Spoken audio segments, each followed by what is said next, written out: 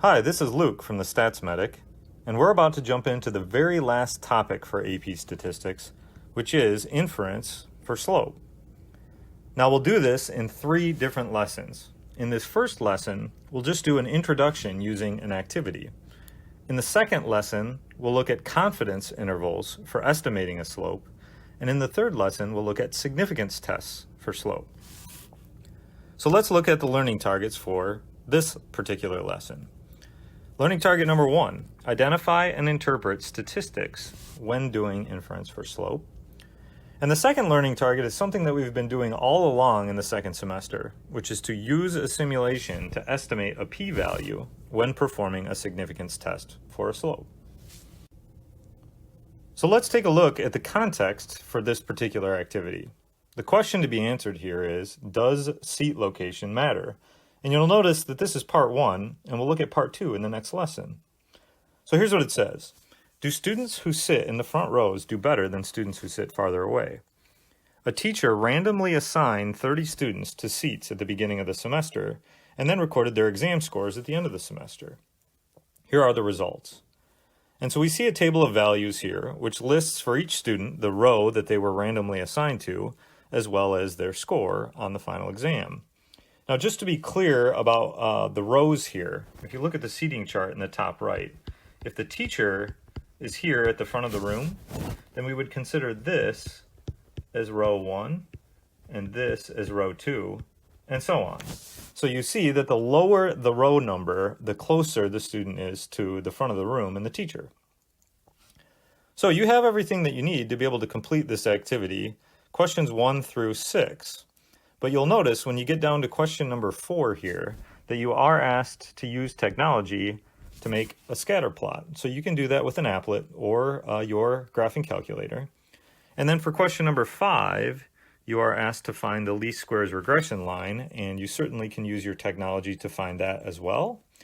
And then when you finish question number 6, you'll notice the stop sign out here. I'd like you to stop and then play the video to check the work that you've done so far. So go ahead and pause the video now. Okay, let's take a look at the answers that you have from the activity. Question number 1 is asking whether we have an observational study or an experiment. And most definitely, this is an experiment because a treatment is being imposed. Now check to make sure that in your answer, you've also defined what the treatment is in the context of the problem. Question 2, we're wondering about random assignment. And we know from earlier in the year that the reason why random assignment in an experiment is important is because it allows us to show causation. Number 3, we are definitely dealing with 2 quantitative variables here, which is the only situation in which we would be talking about inference for slope.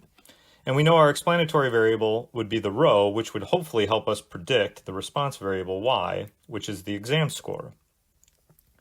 So I went ahead and grabbed a screenshot from Statlet.com of the scatter plot here for number 4, and you'll notice that our explanatory variable is on the x-axis, and our response variable is on the y-axis. And although there's not a super clear relationship here, there is definitely a slight negative relationship that you see in the scatter plot, and that's confirmed by the least squares regression line. So let's do a little bit of review from things earlier in the course. First of all, the general form that you're going to see for a least squares regression line is y equals a plus bx. And you have to remember that the a is the y-intercept of the line, and the b value is the slope, which we're going to be doing a lot of work with in this particular lesson. So number 5, I used technology to find the equation for the least squares regression line. But there's a couple of changes that we need to make here. Okay, the first is that these variables, x and y, I would much prefer to see those written as contextual variables. So rather than using x here, let's use what x represents, which is the row. And for y, let's get rid of that, and let's just call that score. Now, the other important thing here for the least squares regression line is that this score is going to be a predicted score based on the number of row from the student. And so let's make it very clear that this is a predicted score and not an actual score. So we use the little caret above score there. And that's actually going to help us when we get to some interpretations later. So number 6, identifying the slope. Well, we definitely know where the slope is. It's this value right here. We just carried it down, and it is in fact a negative slope. So let's look at the interpretation of this. So it says for each additional row, okay, and row is your x variable there, and let's make sure we're including this word additional, a student's score. Now the important thing here is that it's not the score, it's actually the predicted score. So we actually need to put in one word here, which is the word predicted. And that's why I like including the hat on top of the score when you write the least squares regression line. So now we have a student's predicted score goes down, and this down is important, and we know that it's down because of the negative value that we see on the slope. And then let's make sure that we include some sort of units here at the end. Okay, as we move into the second page of the activity here, there's one important piece of information that we need from the first page, which was what result we got from our experiment. And so let's record this at the top here, that our result that we got from the experiment was that we had a slope of the least squares regression line of negative 1.517. Now, obviously, that result does give us some evidence that there's a negative relationship between row and exam score. But here's where the next part of the activity comes in. It says, does the negative slope provide convincing evidence that sitting in a lower row causes higher exam scores, or is it plausible that the association is purely by chance because of the random assignment? So in order to answer this question, we need to know more about purely by chance because of random assignment. So if we assume that seat location has no effect on exam scores, okay, let's pause right there because I think we've got something that's really important moving forward. This is an assumption that we're making in order to do the simulation. And we've done this a lot of times in this course where we assume something to be true, and that's what we're going to end up calling our null hypothesis. So the null hypothesis here is that the row number has no effect whatsoever on the exam score. So if that's the case, we could just randomly assign all 30 of the exam scores to each of the seat locations. We will do this by writing down each of the 30 exam scores onto an index card, shuffle the index cards, and then randomly assign them to seat locations. So on page 1, you have a list of all 30 scores from all 30 students. And you are going to write each one of these scores on an index card or on a slip of paper, and you're going to shuffle them up, and then you're going to split them into 5 piles. Each pile is going to represent a different row. And then you'll record those values. So say, for example, you happen to put an 83 in row 1 and maybe a 72, and you record all of those values. Then you're going to have to find the slope of the LSRL. Now, very important here, this 83 actually represents a point on the scatter plot where the row is 1 and the exam score is 83. And this represents the point 1, 72. So you'll have to input all 30 of those points either into an applet or your calculator, and then use the technology to find the least squares regression line, and then you're going to want to record whatever slope you get right here. Now you're going to do this 3 times total, where you're shuffling the cards into 5 different piles, 5 different rows, and then at the very bottom here, you're going to be asked to make a dot plot. And so you're going to set up a scale here, and whatever your value is, you'll figure out what your values are for slope, and you'll put those in as dots on this dot plot. So I want you to go ahead and try this activity. You're going to do it 3 times. Put your values for slope on the bottom. So go ahead and pause the video now and complete the activity. So let's take a look at the results from your simulation. Now you only have 3 dots represented in your dot plot, but I got a whole lot of spare time, so I went ahead and I did this simulation 1,000 times. And each time I randomly shuffled those cards into 5 piles, I calculated the least squares regression line and then found the slope of that line. So I want you to go ahead and copy this into your notes here, but don't worry so much that you get every single value. I think the important things here are that the lowest value is about -4 and the highest value is about +4. And I certainly hope that you're seeing somewhat of a normal distribution with this dot plot here. So a couple important questions to ask. First, I want to know, what does this dot represent? And if you think about it, what that dot represents is one particular random assignment where we shuffled the cards and put them into 5 piles, turned that into a scatter plot, and then found the line of best fit and calculated the slope of that line of best fit. So to shorten that all up, I would say that this is one random assignment and then the slope of the LSRL from that random assignment. And this dot right here represents a different random assignment and the slope calculated from that. And this is a different random assignment, and this is a different random assignment, and this is a different random assignment. And so every one of these dots represents a different random assignment and a slope calculated from that random assignment. And for that reason, this is what's called the randomization distribution. And because each one of these dots represents a different slope value, I'm going to call it the randomization distribution of B. Now, you are probably used to some different language in your AP Stats class. This has been called the sampling distribution. And although they're not exactly the same, they're close enough that we can certainly call this the sampling distribution of B. Now, what do we know about this sampling distribution? Well, first of all, I think that it's very clear that it is approximately normal. And then if we think about the center and the variability of this thing, I think very clearly you can see that the center seems to be about 0. And there's a very good reason for this. If you go back to the top of the page, remember this null hypothesis where we said that the seat location has no effect on exam score? Well, if the seat location has no effect on the exam score, then wouldn't we see a slope of 0? And so you're going to find that when we actually do this as a formal significance test, the null hypothesis is going to say that the slope of the population LSRL is equal to 0. And you'll notice here that I'm using some new notation, beta, which represents the true slope of the population LSRL for row versus score. And the null hypothesis says that that slope would be 0. There's no relationship between those two variables. So of course, if we're assuming that to be true, it makes sense that 0 is the center of the sampling distribution. Now, as far as measuring the variability of this, we're going to use something called the standard error of the slope, or SEB, which most of the time is going to be given to you in a Minitab output.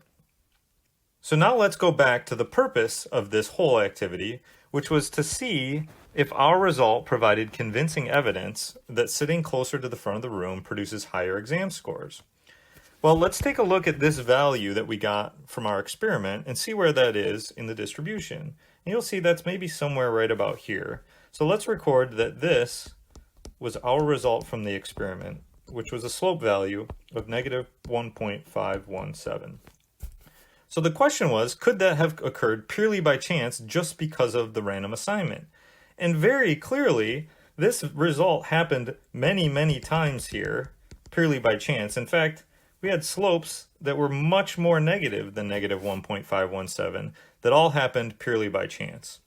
And so I actually went ahead and counted up all of these values, and I got 156 out of the 1,000 that were negative 1.517 or lower.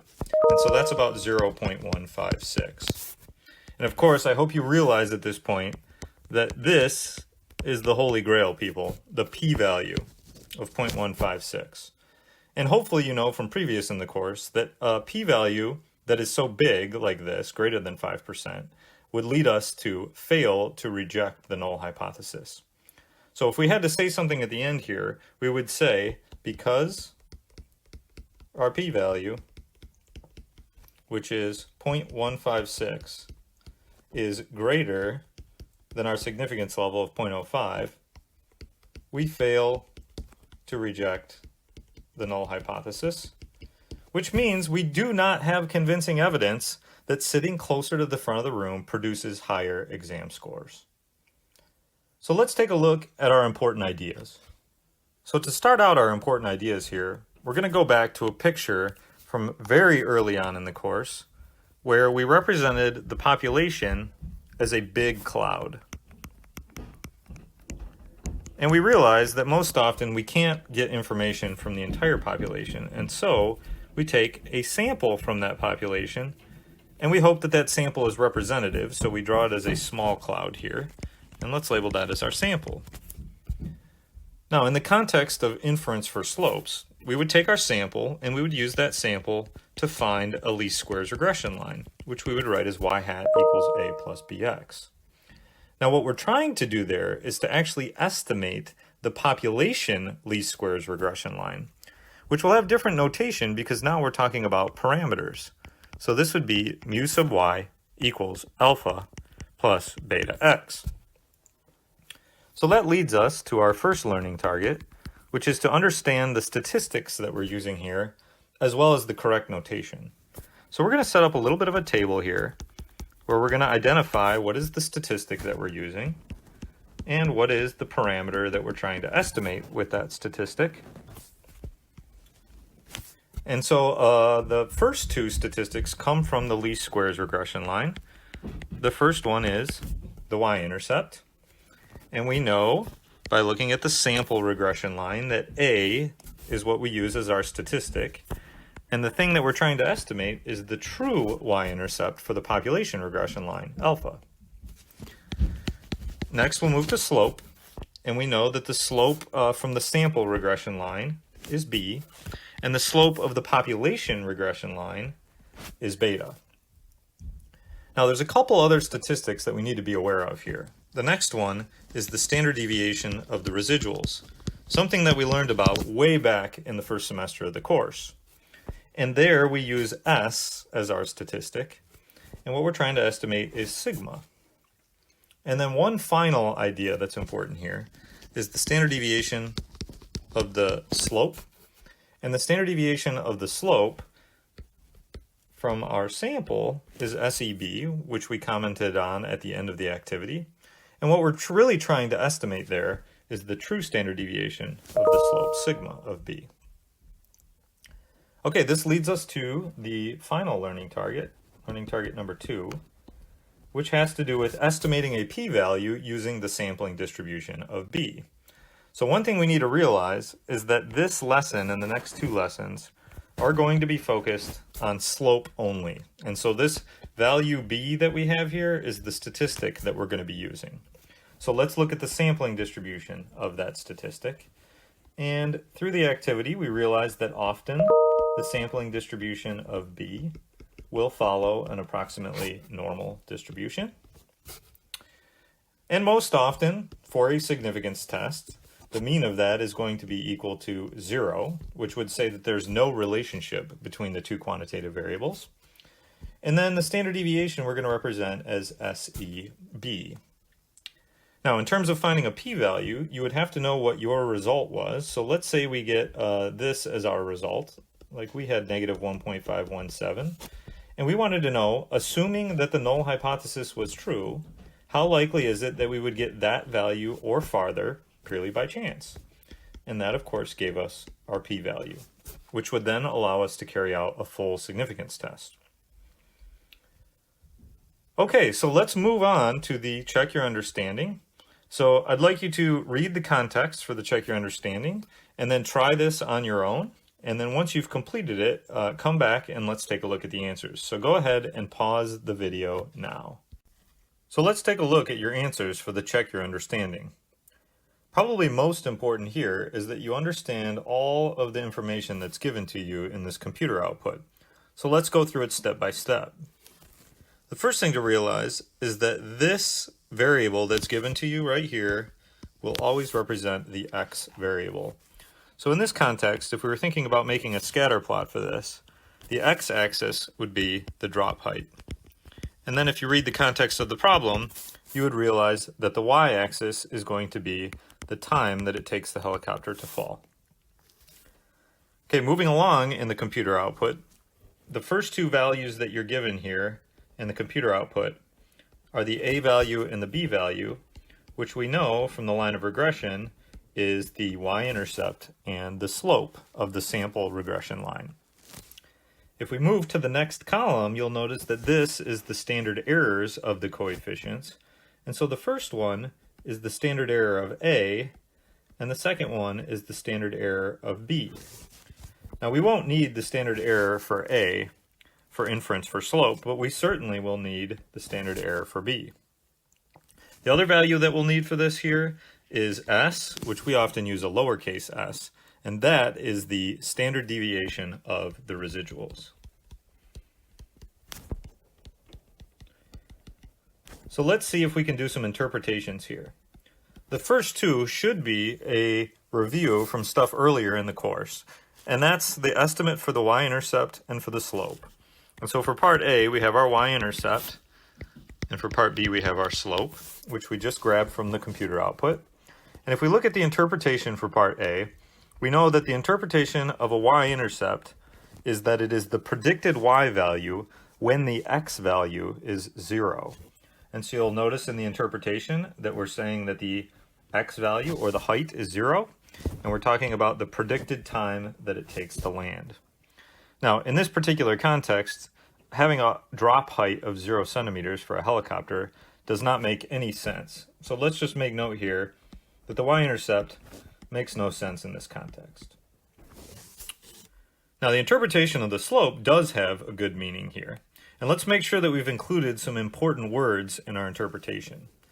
So the first is the word additional. For each additional 1 centimeter of the x variable, in this case drop height, the predicted flight time. So make sure that you've included the word predicted there, and your flight time, of course, is the y value. And then we want to clearly indicate here that it is increasing, and we know that because the slope is a positive slope. And then we've also included units, the centimeters for height and the seconds for the flight time. Now the last two interpretations, part C and part D, both sound like an interpretation of standard deviation. And one of the little phrases that we like to use when we're interpreting standard deviation is typically varies. So you'll notice that in both part C and part D. In part C, we're given the standard deviation of the residuals, and that's telling us that the actual flight time typically varies from the predicted flight time by 0.16818 seconds. Now this is telling us how good our line of best fit is doing to make predictions for the y value. And it's telling us on average how far off are we with those predictions. So sometimes the standard deviation of the residuals will be called the typical prediction error. And our final interpretation here is for the standard error of the slope. And this is just saying that if we were to do this random assignment over and over and over again, and every time we found the slope from the LSRL, we know those slopes would vary. And this is telling us how far we think that those sample slopes would typically vary from the slope of the population LSRL. So this concludes this particular lesson. In the next lesson, we'll look at how we can calculate a confidence interval for a slope.